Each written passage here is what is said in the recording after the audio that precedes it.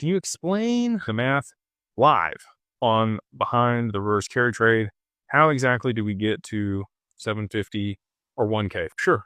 There's only maybe 3 billion XRP left on the market, and the demand that ensues to be able to gobble up that XRP would be a lot, right? Like a lot. And that's what drives it. So it is supply and demand. You could work it out on a graph, what you would need the inflows to be. And I don't think there's 3 billion XRP left on the market. When I talked to Simon a few years ago and we chatted over some whiskey, he's CEO or president of Uphold, he said, maybe 5 or 6 billion was all that was left between the exchanges and retail at that time. Now, Ripple has released more XRP since then. That was 2 years ago. So have the exchanges maintained that amount? Has retail increased their bags? Sure.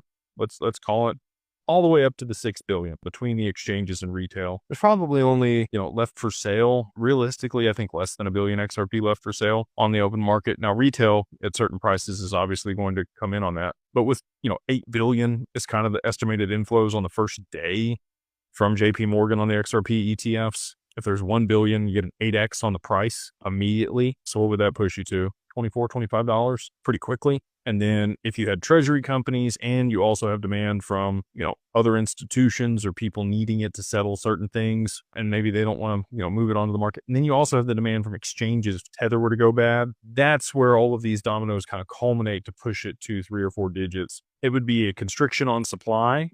So, I'm talking about 1 billion or less. Let's say it was like 100 million and you've got 8 billion in inflows, or maybe there's 50 million left and there's 8 billion in inflows.